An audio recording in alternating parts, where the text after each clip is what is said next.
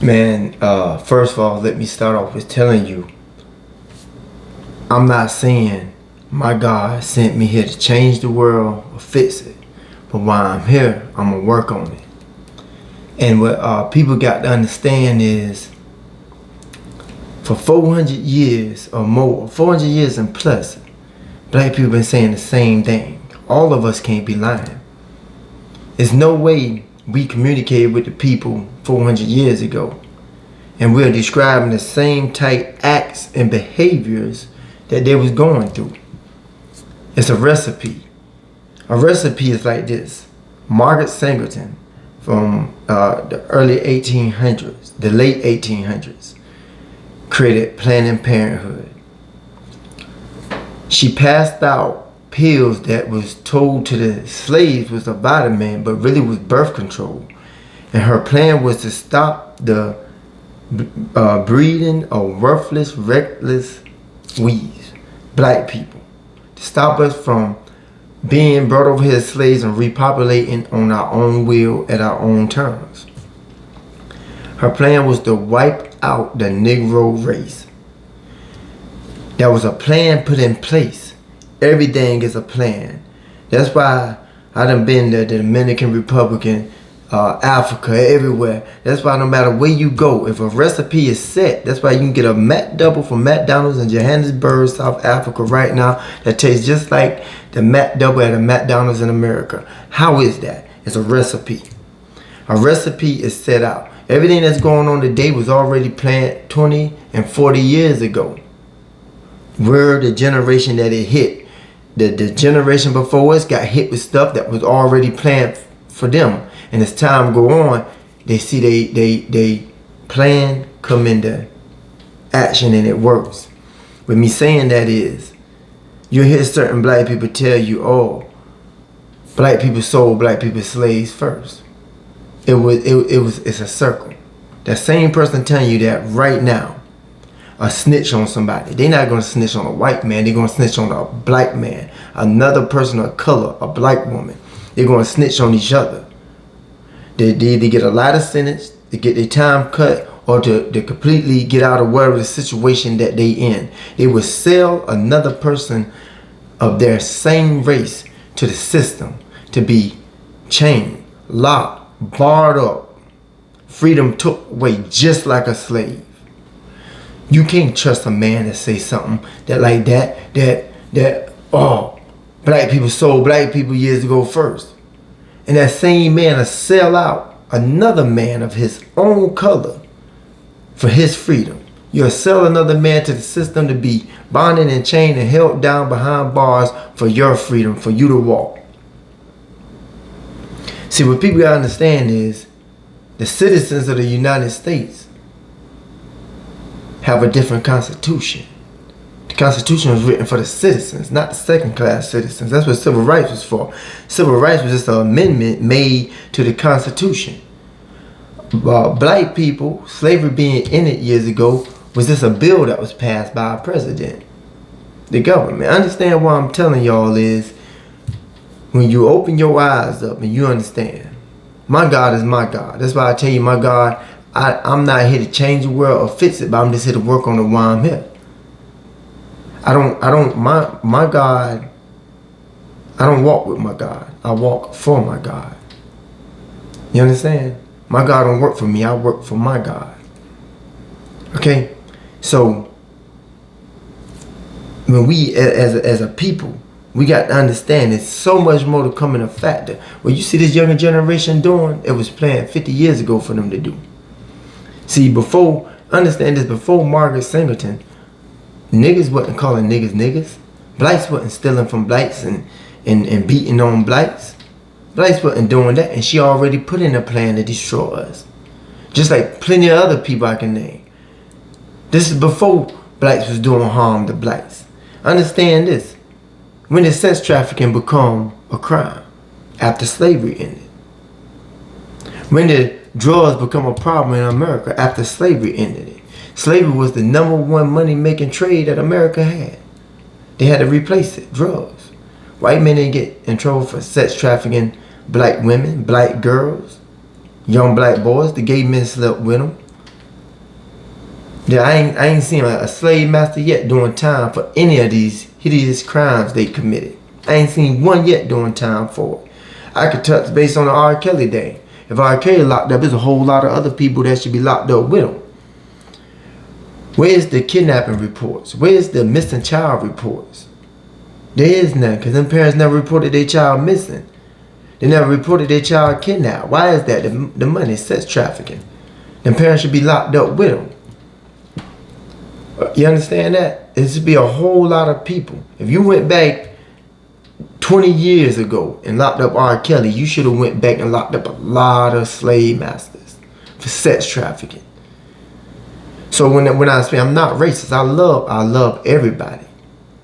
But understand, man, certain people take their citizenship that they have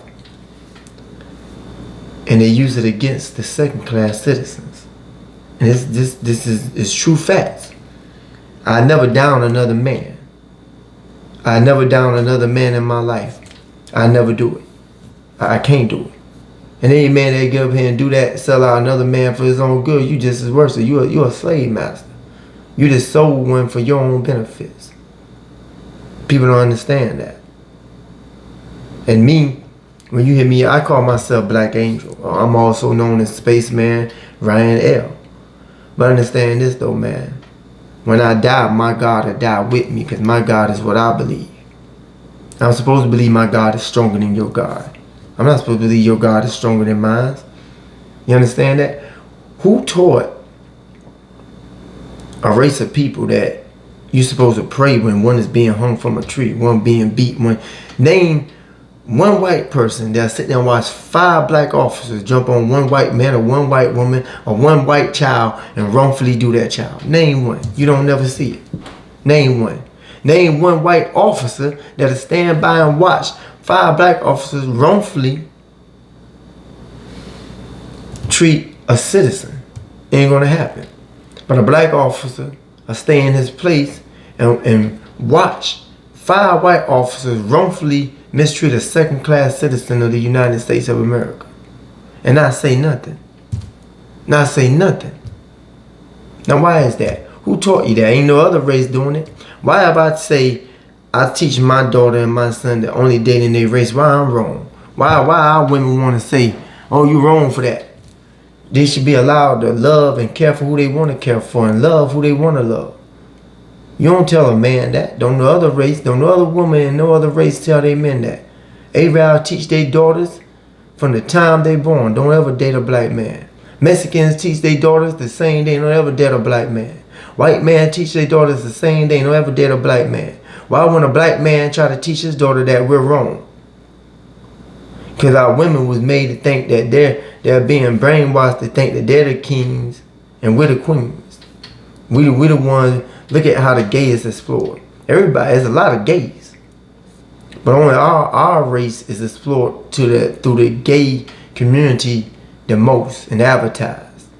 A black man can't hardly get a spot on TV if it ain't a gay commercial or a gay TV show. Not a true color black. They use light-skinned blacks on commercials and all this stuff and mixed family and stuff like that. Light-skinned white and black parents created a light-skinned baby, so you put it on TV. It's hard for a man of my color to get a spot on TV or a commercial unless it's something gay. It's true facts.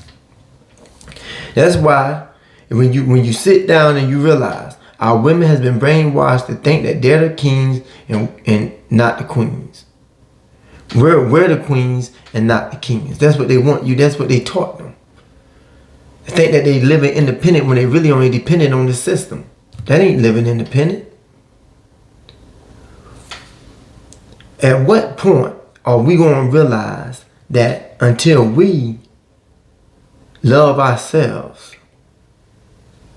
until we use violence against the violence that's being used against us, it'll never change? See, a man is only loyal until he begin to chase the bag.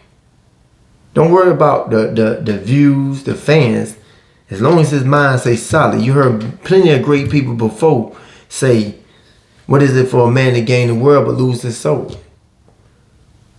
Once you lose your soul, you become a puppet. You're doing what you being paid to do.